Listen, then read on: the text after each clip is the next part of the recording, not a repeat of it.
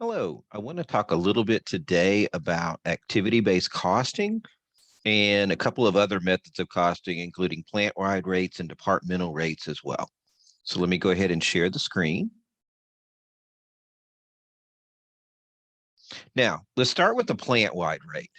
Now, a plant-wide rate is probably the easiest rate. I think its probably biggest advantage is its simplicity. The formula would basically just be budgeted overhead cost divided by a budgeted allocation base. And the allocation base is usually direct labor hours, machine hours, or direct labor cost.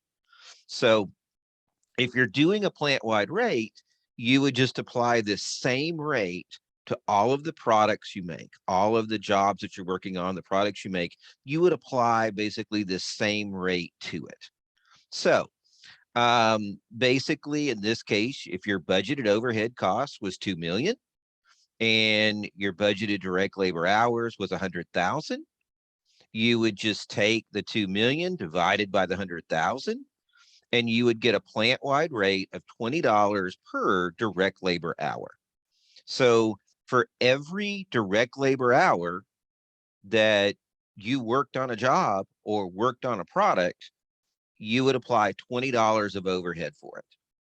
So if job number 101 uses 55 direct labor hours, then the factory overhead charge to that job would be what, 55 times the rate of $20 an hour here we looked at, $1,100 of overhead would be charged to that job. So again, a plant-wide rate, its advantage would be its simplicity. And you would basically have one rate that used for everything in the plant, the products, the jobs, the different things that they were doing. Now, the problem with a plant-wide rate, though, is that sometimes it kind of spreads things evenly when certain products maybe should have more or less overhead applied to them.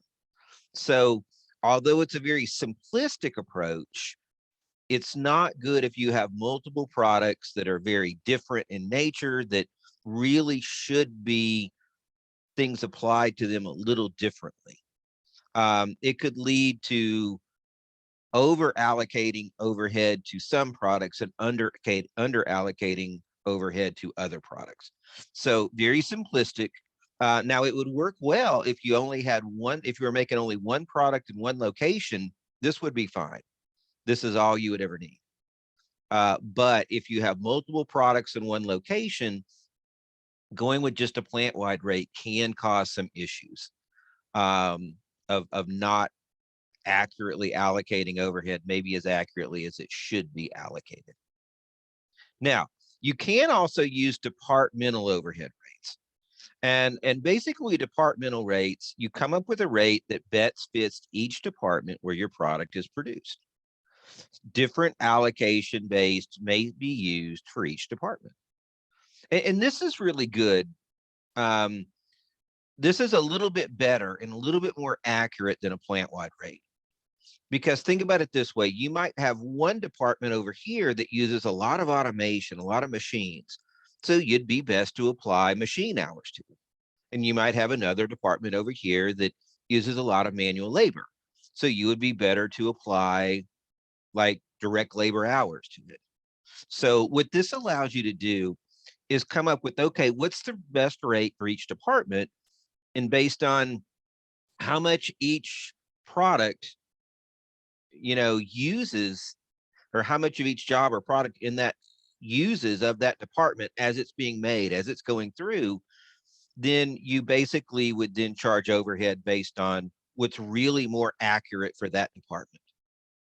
So, think about it this way, like here's an example. Now the formula would be the same as the plant-wide rate, which would be the budgeted overhead cost divided by the budgeted allocation base. But again, you might have a different allocation base for each department. So let's say we have a machining department and our budgeted overhead costs for that department are $1 million. But for the allocation base for this one, it's mainly machines. It's mainly automation.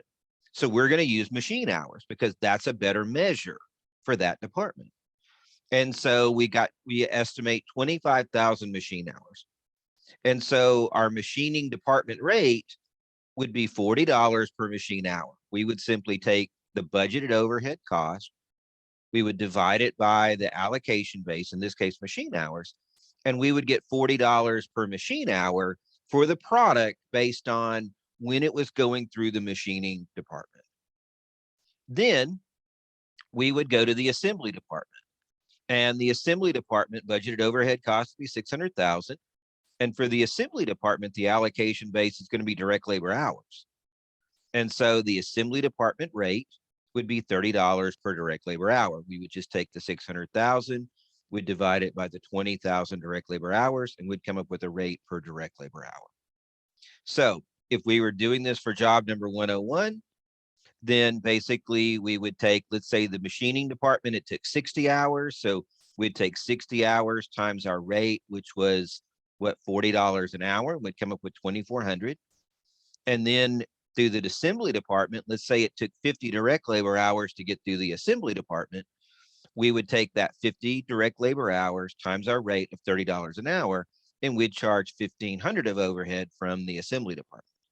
We'd add those two together, and the total overhead charge to that job would be $3,900.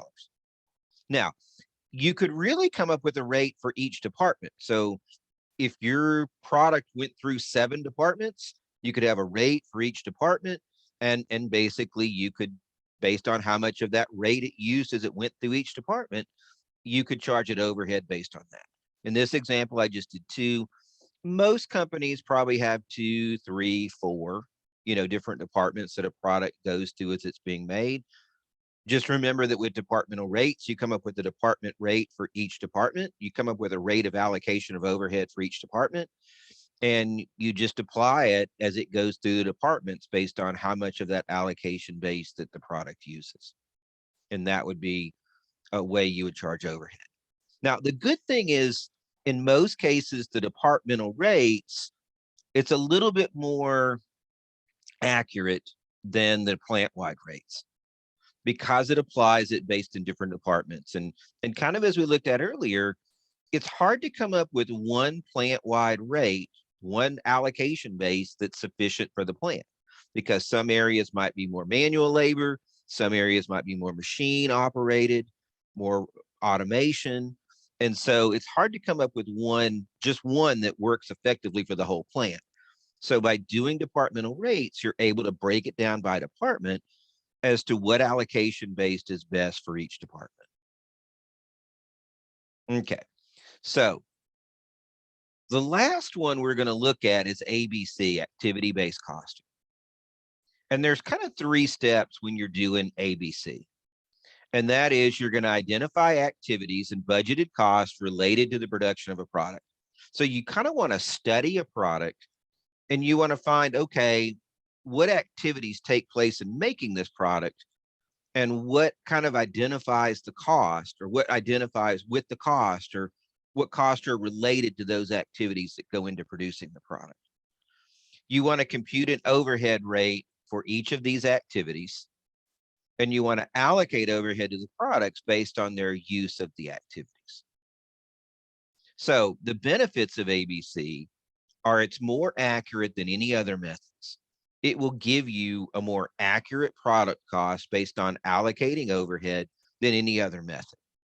And kind of here's the big picture. Remember, when you're producing a product, remember that there's 3 elements of product cost.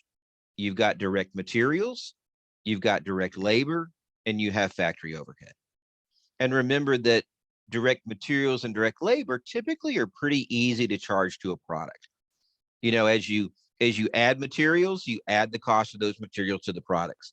As the individuals that are putting the product together put it together, you charge the labor that they're incurring to the product. So those parts are typically pretty easy to follow, pretty easy to see. The problem comes with overhead. Since overhead is really just an indirect cost, it's a challenge sometimes to find, okay, what are the most accurate methods and ways to allocate overhead to the final product? And basically, ABC helps you do that. So probably the biggest benefit with ABC is it's more accurate than other methods, the plant-wide and the departmental rates that we just looked at. It is more accurate than those. And also, I think a benefit of ABC is that you learn a lot about your cost. You learn about what causes cost. And by learning more about your cost, I think a company is better able to make changes or lower cost as they understand what causes their cost.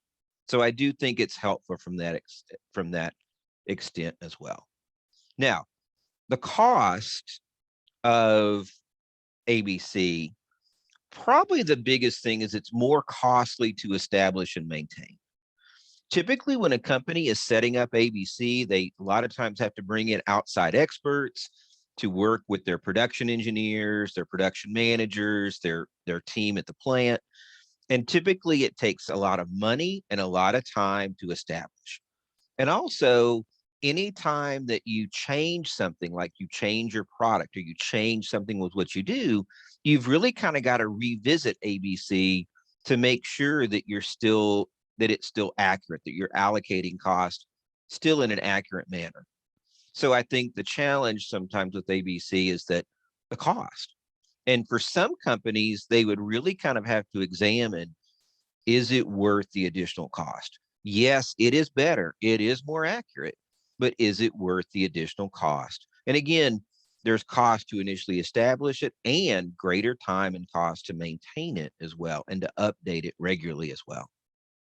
Now, how activity-based costing works is first thing you want to do is you're going to come up with activity rates. And the activity rates are simply your budgeted activity cost divided by your budgeted activity usage. And I've kind of got a little chart kind of laid out here, and I'm listing some activities such as production activities, and overhead would be applied based on direct labor hours. That would kind of be your activity that would cause the overhead cost. Setups, and it would be just the number of setups. Setup would mean that, like, when you move one product through, you have to change or clean the machine for the next product to come through. And if you have to do this a number of times, then it does create cost. And remember that when you're doing activity-based costing, you're looking at what activities create the cost of making the product. And you want to identify and kind of make more of these activities more like a direct cost related directly to the production of that product. And in doing so, you get a much more accurate way to allocate overhead costs to the products that are being produced. Now, another one here is design. And design, this would be like every time you design a new product or have to make changes, or I've noticed the different models. There is a design cost related to that. So if you've got 10 different models, you've had to design each one of them, and there's a cost related to that. And so if you have design cost, this would be just the number of design changes. And then factory services, this would be things like utilities and insurance. And typically this is done based on the square footage. So if you've got a machining area over here and they have a certain amount of square footage, then you would charge them a lot of your general plant cost would be charged to that area based on the amount of square footage that that area takes up. So things like utilities, insurance, maintenance, a lot of those issues, a lot of times would be kind of more generally charged to an area based on their square footage or their size of that area. So we've come up with the activities and what basically is related to those activities. We've got then a budgeted cost, and what we would do then, budgeted activity usage. So budgeted cost, budgeted activity usage. So this would be what, 20,000 direct labor hours. So we would take the 400,000, we would divide it by the 20,000 budgeted direct labor hours, and we would get an activity rate of $20 per direct labor hour. For setups, we've got $200,000 cost assigned budgeted to it. We anticipate 1,000 different setups. And so we would come up with an activity rate of $200 per setup. And for design, number of design changes. The cost for designs, 800,000. The number of design changes would be 10. So we've got a rate of 80,000 per design change. And then for factory services, we're going to use square foot. So we have $500,000 budgeted. We've got 100,000 square foot in the factory. So we're going to charge it to the different areas based on $5 per square foot. So let's go through basically job number 101 here. The production, let's say it took 5,000 direct labor hours. 5,000 times the rate of $20 an hour would give us $100,000 of overhead charged to that job based on production. And then setups, 50 setups occurred. So we would take 50 times the rate of $200 per setup, and $10,000 is going to be charged to it based on setups. Let's say there's one design change. So 1 times 80,000 per design change, going to be $80,000 assigned to it. And factory services, let's say that it was made, this job was completed within 5,000 square foot area. So we'd take that 5,000 times $5 a square foot, and 25,000 would be assigned to it. So our total overhead applied to job 101 would be adding all of these up, and it would be $215,000. So when you're doing ABC, you want to find activities, and typically most companies find about 3 to 7 different activities. We found 4 here. You want to then locate something that is related to that activity, or a way to measure that activity. So like with production, direct labor hours, setup, number of setups, design, number of design changes, factory services, square footage. And so then you come up with a budgeted cost for each of those activities, and a budgeted or anticipated activity level for those activities. And then you come up with an activity rate.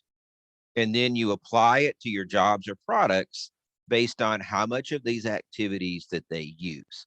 And that would be how you would determine the total amount of overhead applied to that product or that job. And so like in this case here, now if we wanted to break it down on a per unit basis, we would simply take this total overhead cost, divide it by the number of units that were part of that job, and we would get that we charged overhead at the rate of $2.15 per unit. That would be our per unit overhead cost. Now, one thing I did want to mention real quickly too, also about ABC, is that ABC, the example that we looked at here is mainly related to manufacturing. And the example we looked at with a plant-wide departmental rate mainly related to manufacturing a product. But in the real world, ABC is often used by healthcare and service companies.